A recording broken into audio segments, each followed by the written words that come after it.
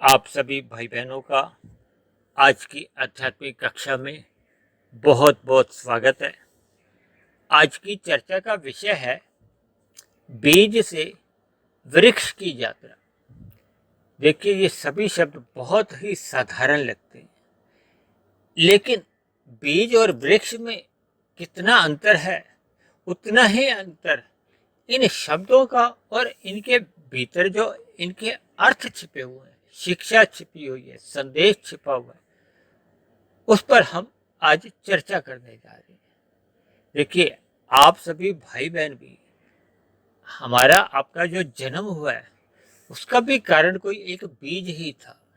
यानी आज हम संसार में जितने भी जोनियों के जो जीव देखते हैं, उन सभी का भी जो एक जन्म होता है, यानी कि हम सभी के दिखने वाले जितने भी स्थूल शरीर हैं, इन सब के पीछे भी कोई ना कोई एक बीज रहा होता है।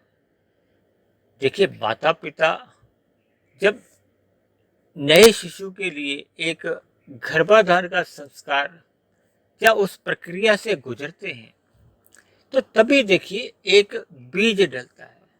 भले ही बीज का अपने आप में उतना महत्व भी नहीं है, जब उसको अन्य परिस्थितियां नहीं मिलती तो बीज अफलित भी रह सकते हैं, यानी कि वो एक पेड़ पौधे या वृक्ष की यात्रा तक ही नहीं पहुंचते। देखिए, ये बहुत ही सूक्ष्म विषय है। मैं शब्दों से समझाने का प्रयत्न करूंगा, लेकिन फिर भी कुछ विषय ऐसे होते हैं जिनको आप जो पहले की वीडियो सुन चुके हो, या एक साधारण बुद्धि के स्तर पर जैसे जैसे हम इन सूक्ष्म बातों पर चिंतन करते हैं, अपना ध्यान एकाग्र करते हैं, तब उन विषयों की फिर हमें एक गूढ़ रहस्य का समझ में आती है। फिर हमें ये जो संसार है ना, देखिए ये संसार भी क्या है, ये जो प्रकृति का 23 गुणों में जो विस्तार होता है, ये पूरा ब्रह्मांड 24 तत्वों का है ना, जिसमें आप और हम रहते हैं, हम जितने भी जीव देखते हैं, ये सभी प्रकृति का ही एक विस्तार है, पसारा है। और प्रकृति क्या है, शास्त्रों में तो देखिए 3 ही तत्वों की चर्चा आती है। एक है प्रकृति, दूसरी प्रकृति को तो देखिए जड़ कहा जाता है, और 2 अन्य तत्व के हैं, आत्मा और परमात्मा। चौथा कोई तत्व ही नहीं है। ये जो जितने भी आपको ब्रह्मांड या जहां तक भी आपकी नजर देखी जाती है, आपको क्या दिखता है, एक माया का ही एक विस्तार दिखता है। और कितने ही प्रकार के जीव दिखते हैं। शास्त्रों में तो देखिए 84 लाख प्रकार की जोनियां बताई गई, लेकिन इन 84 लाख जोनियों में तो केवल मनुष्य जोनि का ही महत्व है ना। महत्व इसलिए क्योंकि मनुष्य जोनि में हम और आप जैसे जैसे जो कर्म करते हैं, उनका अन्य जीवों पे प्रभाव पड़ता है। जिन कर्मों का अन्य जीवों पे प्रभाव नहीं पड़ता, वो कर्म बनते नहीं है, वो तो मात्र एक क्रिया होती है। आप और हम अपने दिन में कई ऐसी क्रियाएं करते हैं जिसका अन्य जीवों पे कोई अनुकूल या प्रतिकूल प्रभाव नहीं पड़ता, लेकिन जब जब अन्य जीवों पे अनुकूल प्रभाव पड़ता है तो हमारे वो पुण्य कर्म माने जाते हैं। जब अन्य जीवों पे प्रतिकूल प्रभाव पड़ता है तो हमारे वो पाप कर्म माने जाते हैं। और जब मनुष्य एक निष्काम भाव से कर्म करता है, यानी कि जब उसमें केवल एक कर्तव्य बोध रहता है, परमात्मा की आज्ञा अनुसार कह लो, शास्त्रों के अनुसार, वो अपने जीवन को एक परमात्मा का दिया हुआ आशीर्वाद मात्र समझता है, वो केवल अपने कर्तव्यों को ही निभाता है, तो फिर वो ऐसे में अपनी जो मिली हुई मनुष्य जोनी है, उसको कर्म जोनी के साथ साथ फिर वो साधना जोनी बना लेता है। साधना जोनी बनाने का इसलिए विशेष महत्व है क्योंकि मनुष्य जोनी में ही हम साधना करते करते, ये हमारे आपके 3 शरीरों का जो बंधन है, जब माया का जो एक बंधन है, इस माया के बंधन से मनुष्य अपने आप को मायातीत कर सकता है, यानी कि वो परमात्मा के आनंद में मोक्ष काल में जा सकता है। इसीलिए मनुष्य योनि का एक विशेष महत्व का है। लेकिन आज हमारी जो एक चर्चा रहेगी वो केवल बीज और वृक्ष के बीच की क्या क्या स्थितियां बनती हैं, क्योंकि ये जो प्रकृति है, ये जो 23 तत्वों में जो विस्तार होता है, इसका भी तो बीज है ना। ये बीज क्या है इसका? तमोगुण, रजोगुण और सतोगुण। यानी कि इन बीजों के कारण ही शास्त्रों में इन तीन जो बीज हैं, तमोगुण, रजोगुण और सतोगुण, इसको एक तत्व का भी एक संज्ञा दी। क्योंकि आरंभ में जब ये तीनों गुण एक सम अवस्था में रहते हैं, तब तक इसमें कोई सृष्टि का निर्माण नहीं होता। क्योंकि परमात्मा और आत्मा दो चेतन शक्ति है, और प्रकृति जब माया अपने आप में ये जड़ है, जड़ में अपने आप कोई क्रिया नहीं होती। आपके हमारे घरों में कितने ही जड़ रूपी यंत्र हैं, उनमें कभी भी कोई क्रिया लानी होती है तो कोई ना कोई चेतन शक्ति, चाहे हम लाते हैं, चाहे विद्युत की शक्ति द्वारा, किसी भी एक ऐसी चेतन शक्ति द्वारा उसमें एक संचालन होता है, क्रियाशीलता लाई जाती है। यानी कि ये जो प्रकृति के तीन गुण हैं, इनको भी आप एक बीज समझ सकते हो। बीज से वृक्ष की यात्रा, यानी कि जो 23 तत्वों का विस्तार है, वो एक वृक्ष रूपी जो एक आप माया देखते हो। क्योंकि एक साधारण मनुष्य को तो इन तमोगुण, रजोगुण और सतोगुण का कोई बोध नहीं होता, क्योंकि ये प्रत्यक्ष रूप से तो देखे नहीं जाते। क्योंकि इन गुणों का हम केवल शास्त्रों के अनुसार शब्द ज्ञान है या शब्द प्रमाण के रूप में हम इन बातों पे केवल ज्ञान लेते हैं, फिर हम इन पर चिंतन कर सकते हैं। और जैसे जैसे हम चिंतन करते हैं तो फिर इन गुणों का हमें एक प्रत्यक्ष रूप से एक आभास होने लगता है। फिर शास्त्रों में कही गई बातों का हमें एक 100% जब ज्ञान हो जाता है, तो फिर हमें इस प्रकृति का खेल कह लो या विस्तार कह लो या तमाशा कह लो या किसी भी शब्दों में ये जो माया का एक खेल है उसकी समझ आ जाती है। क्योंकि आपके हमारे जो तीन शरीर हैं वो भी माया के ही बने हैं, वो भी इस जो तमोगुण, रजोगुण और सतोगुण रूपी बीज है उसी के ही एक विस्तार रूपी है। क्योंकि हम सभी जीवों का जो एक जन्म होता है वो भी एक बीज के कारण ही होता है ना। अगर बीज नहीं होता तो उसके बिना तो देखिए कोई भी पेड़ पौधा या वृक्ष नहीं बनता। यानी कि एक शिशु का जब निर्माण होता है, हम अन्य जीवों पे तो बात आज नहीं कर रहे, केवल हम मनुष्य योनि का ही एक निर्माण की प्रक्रिया से गुजरते हैं। तो आरंभ में जब वो उस बीज का एक विस्तार होता है तो एक डॉक्टर लोग भी बताते हैं ना, कैसे एक आरंभ में एक बेर के समान फिर उसका विस्तार होता होता वो एक ऐसी स्थिति में आ जाता है, यानी कि जिसको शास्त्रों में या डॉक्टरों के अनुसार एक 9 माह का समय लगता है। यानी कि उस बीज का एक जो प्रकट रूप आने में, यानी कि एक शिशु का जो जन्म होता है उसको 9 महीने लगते हैं। ये जो एक शिशु का जब जन्म होता है उसको आप आरंभ में एक पौधा समझ सकते हो। देखिए ये बीज से जो वृक्ष की यात्रा का मतलब क्या है, इसको समझने से पहले हम पेड़ पौधों और वृक्षों के बीच का जो एक अंतर है उसको समझ लेते हैं। देखिए ये सभी सूक्ष्म बातें हैं और सभी बातें आप जानते हैं, लेकिन इन बातों पे कभी मनुष्य गौर नहीं करता। जब मनुष्य इन सभी बातों पे गौर नहीं करता तो उसके जीवन में कोई आध्यात्मिक उन्नति नहीं होती। देखिए हम सभी मनुष्य अपने एक सीमित सांसें लेकर एक मनुष्य जीवन के अवसर को हाथ में लिए बैठे हैं, और हर क्षण आपके हमारे जीवन का ये जो मनुष्य योनि का जो अवसर है ये खिसकता जा रहा है, फिसलता जा रहा है, क्योंकि आपकी हमारी सांसें कम होती जा रही है। भले ही आज मनुष्य अपने जन्मदिन मनाता फिरता है, देखिए हम अपनी सीमित एक सांसें लेकर आए हैं, हर क्षण हमारी सांसें कमजोर होती जा रही है।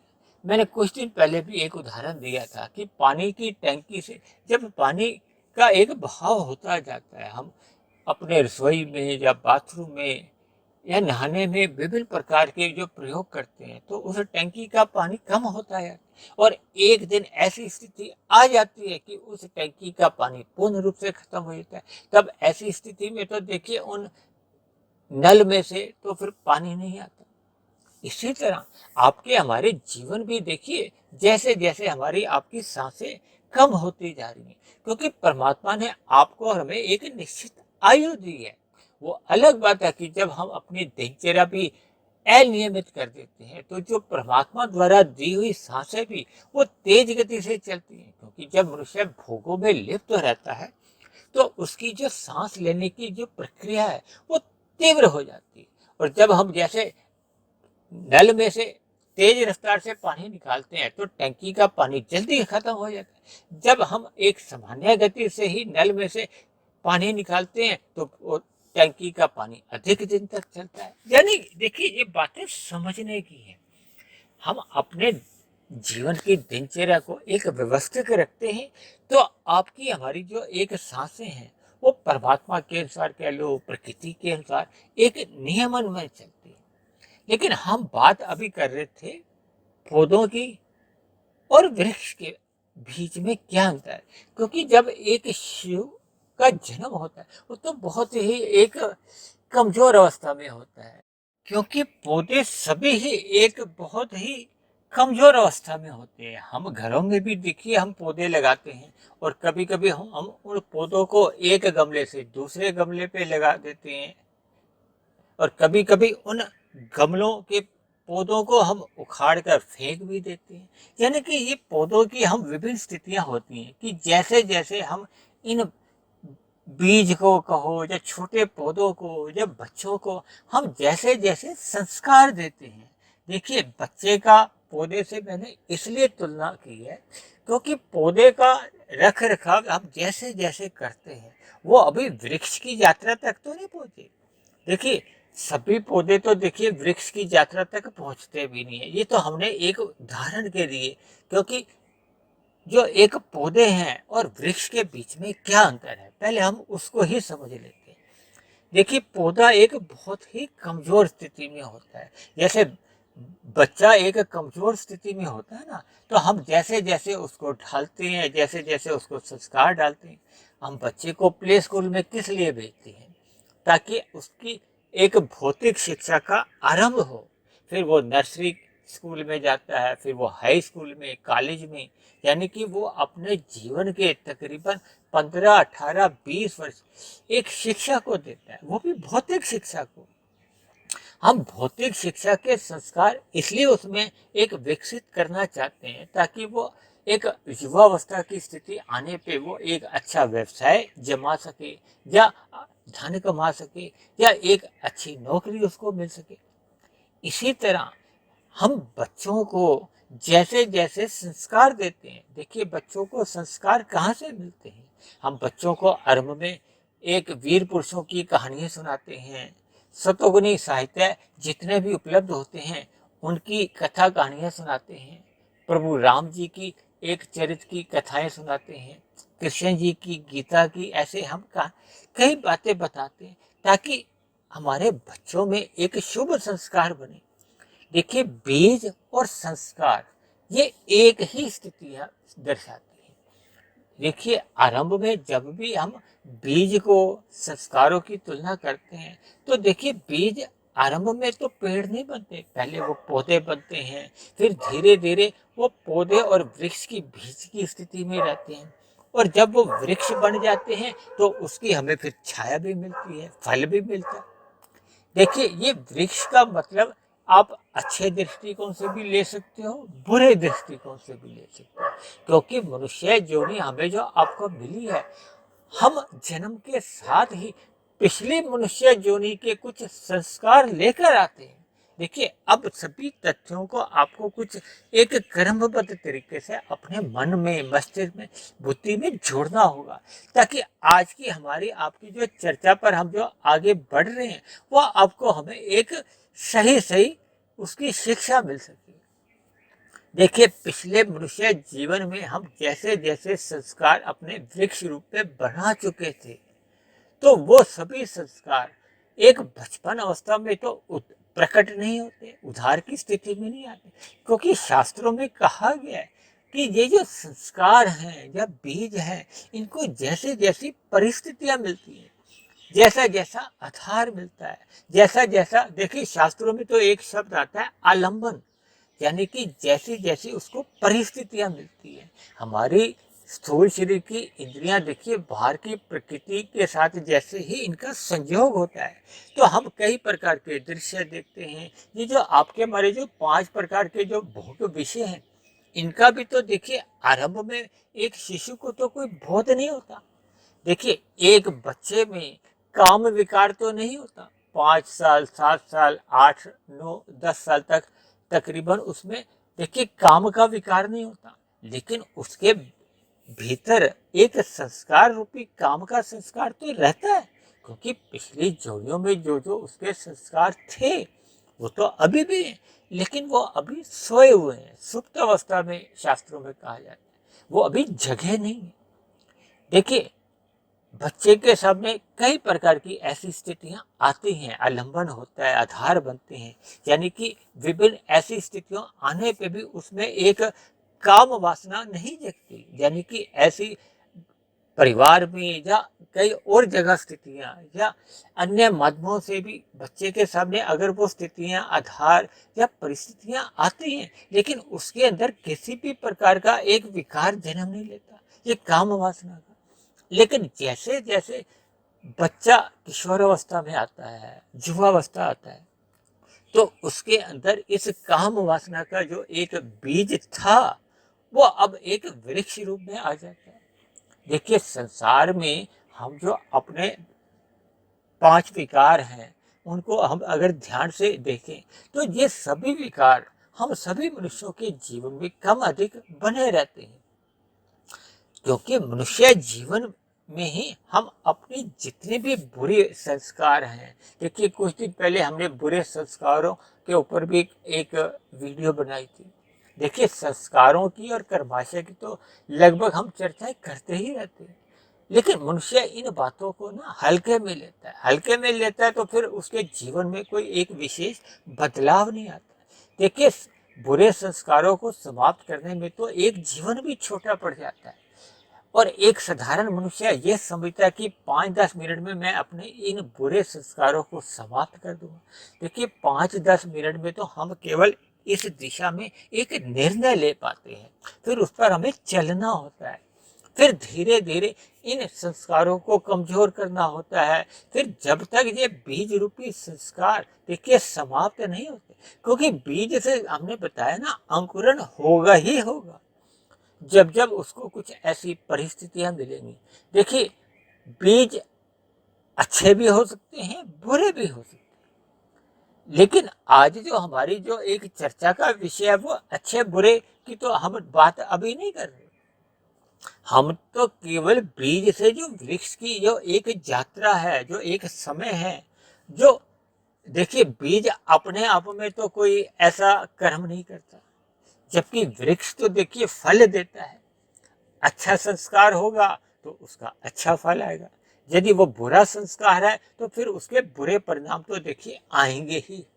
इस बात से तो हम भाग नहीं सकते। यदि हम अपने जीवन में, अपने कारण शरीर में, अपने मन बुद्धि चित्त में अगर हम बुरे संस्कार बनाते जा रहे हैं और हम सोचें कि उनका कोई परिणाम नहीं आएगा, देखिए हो सकता है वर्तमान जीवन में उनका परिणाम नहीं है, लेकिन अगले मनुष्य जोनि में उनके भयंकर परिणाम आ सकते हैं। इन सभी बातों को आपको देखिए समझना होगा, इन बातों की गहराइयों को आपको समझना होगा। देखिए मनुष्य जीवन किस लिए मिला है कि हम अपनी बुद्धि को सात्विक बनाएं। देखिए हमारी आपकी बुद्धि तामसी भी हो सकती है, राजसी भी हो सकती है और सात्विक भी हो सकती है। तामसी बुद्धि तो देखिए हमेशा ही छल कपट ठगी ऐसी योजनाओं में ही संलग्न रहती है, और राजसी बुद्धि क्या होती है, जब हम विषय भोगों के लिए नए नए आविष्कार करते हैं, हमारी विषय भोगों की कामयाब बढ़ती रहती हैं, आज 10 है कल 100 हो जाएंगे, हजारों, कोई इनकी गिनती नहीं रहती, यानी कि हम विषय भोगों की ओर जब हम बढ़ते जाते हैं। देखिए आरंभ में आपने देखा होगा कि हमारे आपके जीवन में 20-25 वर्ष पहले जब मोबाइल भी नहीं था तब भी आपका हमारा जीवन चलता था। 25-30 वर्ष पहले अधिक लोगों के पास तो गाड़ी भी नहीं होती थी, आज तो लोगों के पास एक एक गाड़ी है, दो दो गाड़ी है, यानी विभिन्न प्रकार के सुख सुविधा के साधन है। लेकिन मनुष्य का जीवन देखिए एक नकारात्मक दिशा की ओर अधिक बढ़ रहा है। अगर नकारात्मक दिशा की ओर नहीं बढ़ रहा होता तो ये जो मैं प्रतिदिन ब्रह्म मुहूर्त में एक वीडियो बनाता हूँ, फिर इसका कोई उद्देश्य ही नहीं रहता। देखिए शास्त्रों में जितनी भी बातें कही गई हैं, शास्त्रों में पहले ही जो जो परिस्थितियां घटने वाली होती हैं उनका पहले ही उसका रूप चित्रण समझाया गया होता है कि जीवन में ऐसी ऐसी परिस्थितियां घटेंगी।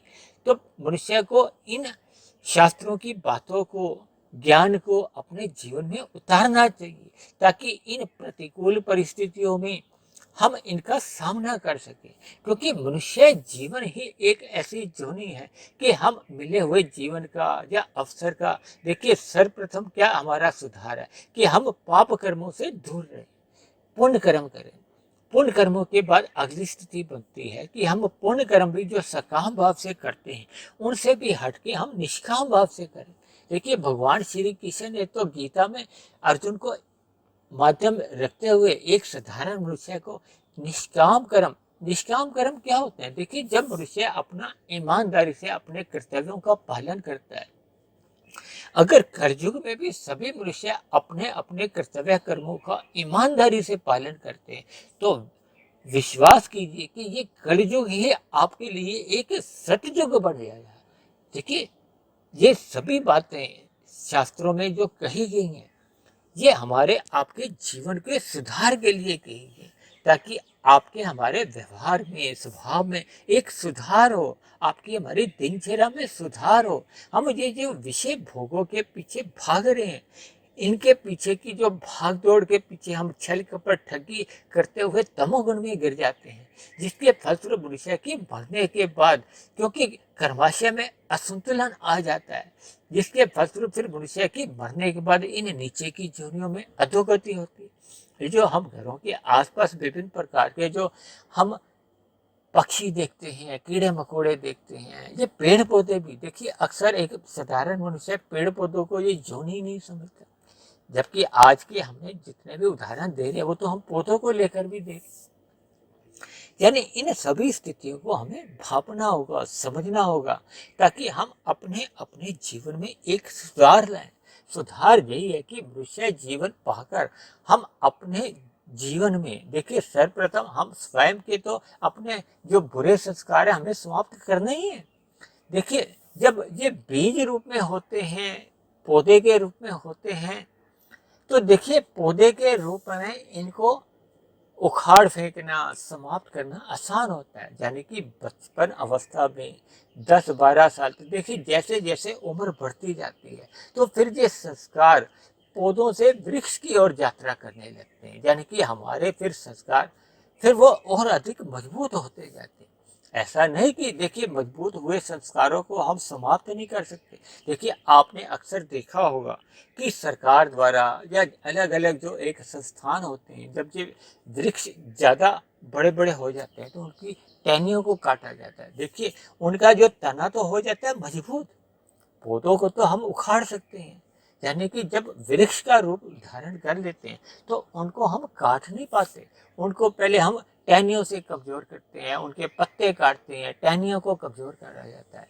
फिर धीरे धीरे एक ऐसी स्थिति आती है, लेकिन ये बहुत ही लंबे समय बाद आती है कि हम किसी वृक्ष को जड़ समेत उखाड़ दें।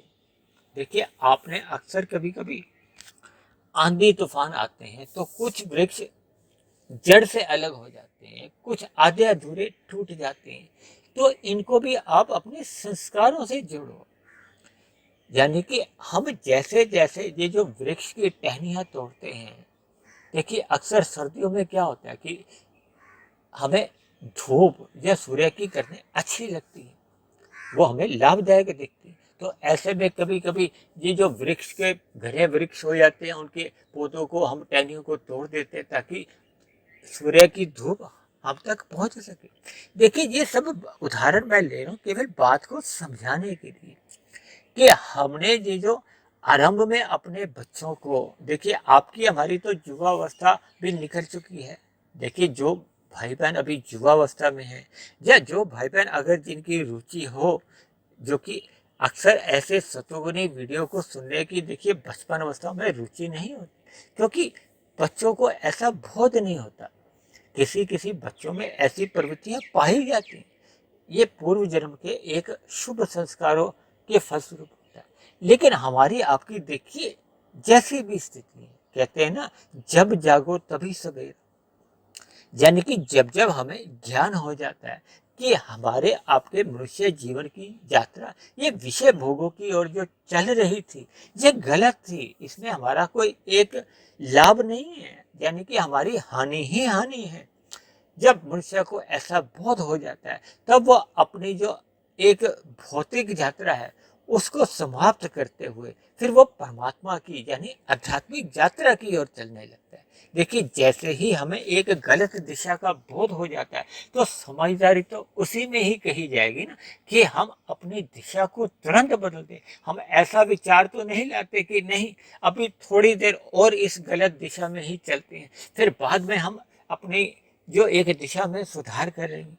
देखिए एक साधारण मनुष्य सत्संग करता है, सतोगुनी साहित्य पढ़ता है और मेरी बनी हुई ऐसी वीडियो सुनता है या अन्य वक्ताओं द्वारा या या ऐसे ही अन्य सतोगुनी साहित्य के संपर्क में रहता है, यानी कि अपने जीवन की जो एक दिशा में सुधार लाता है।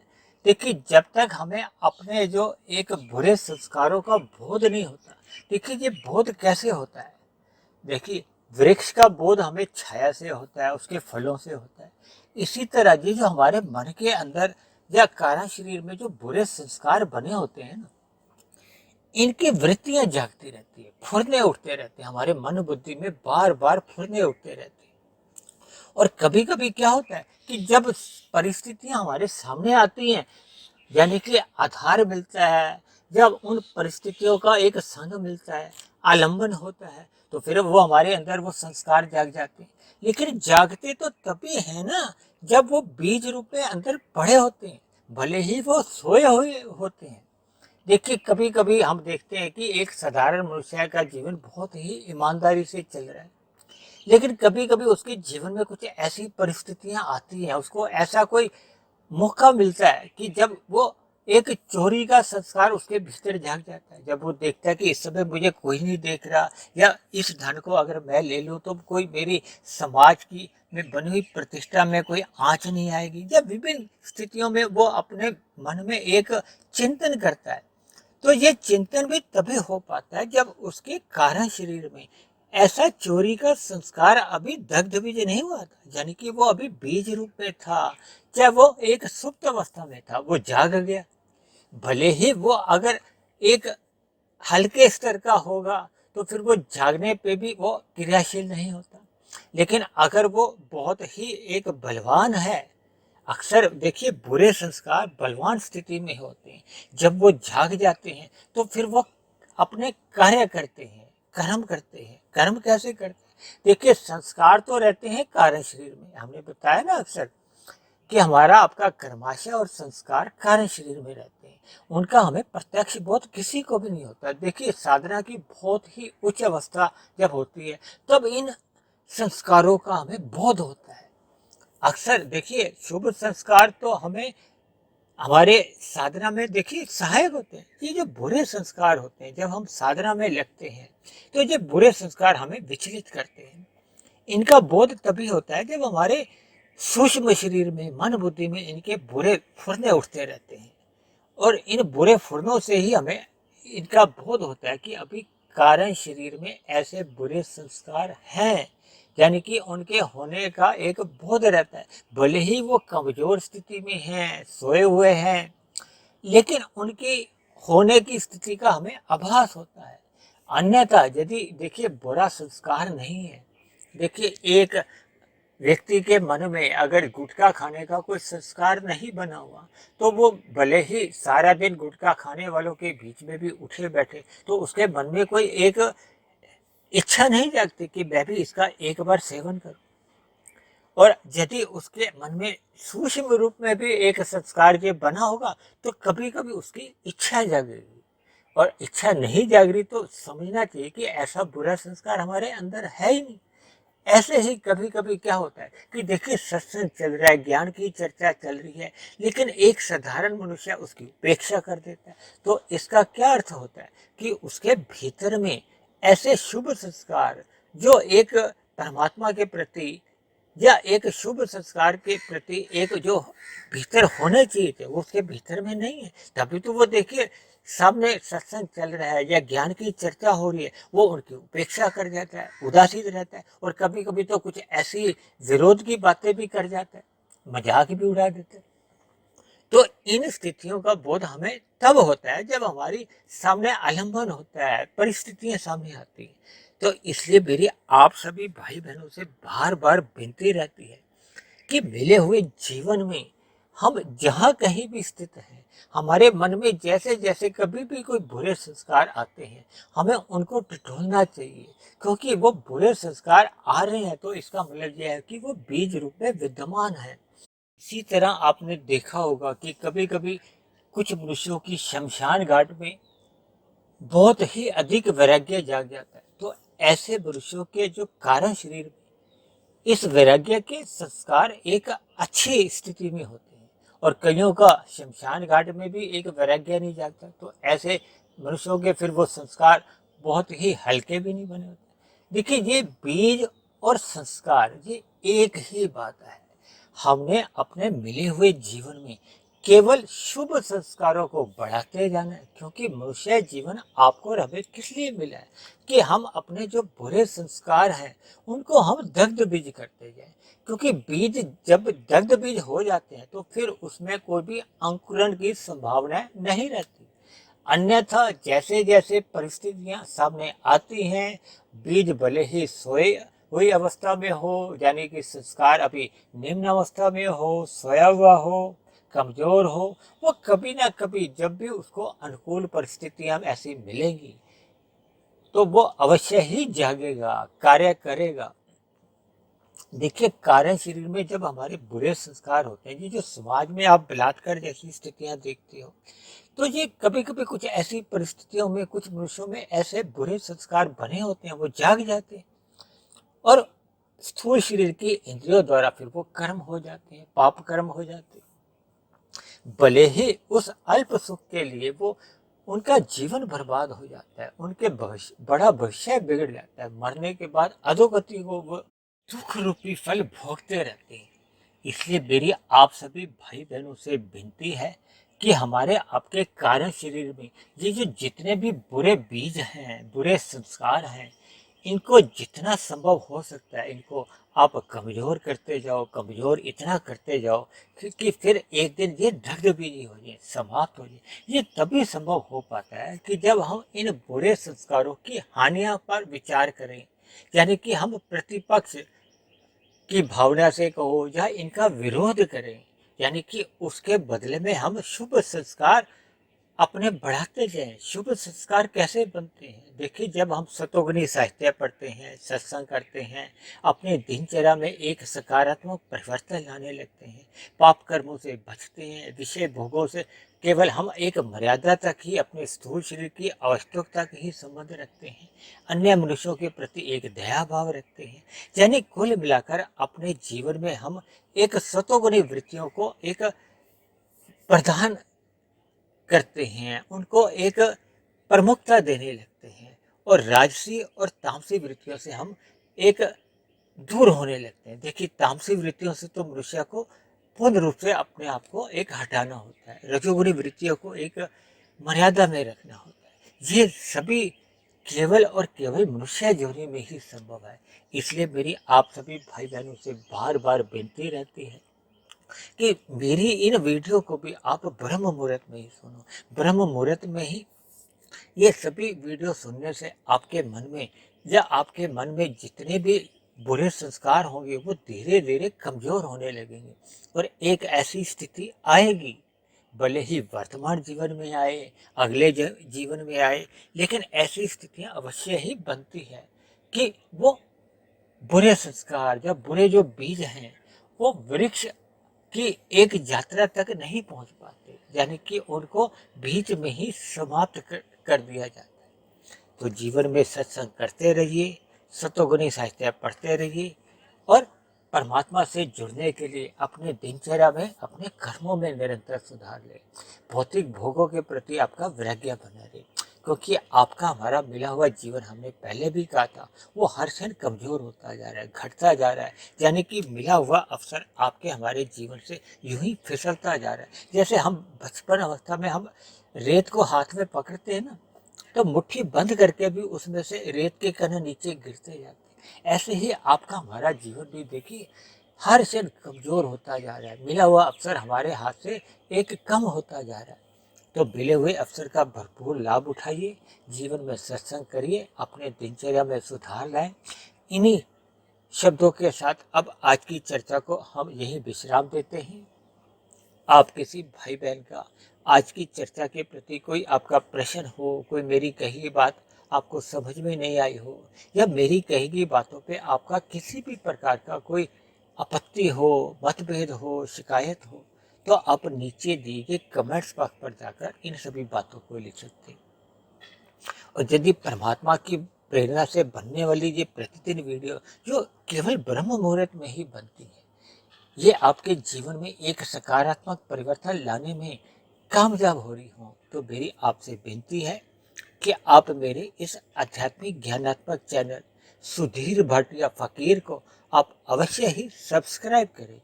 वह अन्य जिज्ञासु भाई बहनों को भी इस आध्यात्मिक ज्ञानात्मक चैनल से जोड़ने का प्रयास करें, ताकि समाज में एक सतोगुणी वातावरण में हम सभी भाई बहनों को जीवन जीने का अनुभव हो, आनंद मिले। तो आज की चर्चा को अब हम यहीं विश्राम देते हैं। कल फिर मिलते हैं एक नए विषय को लेकर, एक नए संदेश के साथ। तब तक आप सभी भाई बहनों का बहुत बहुत धन्यवाद।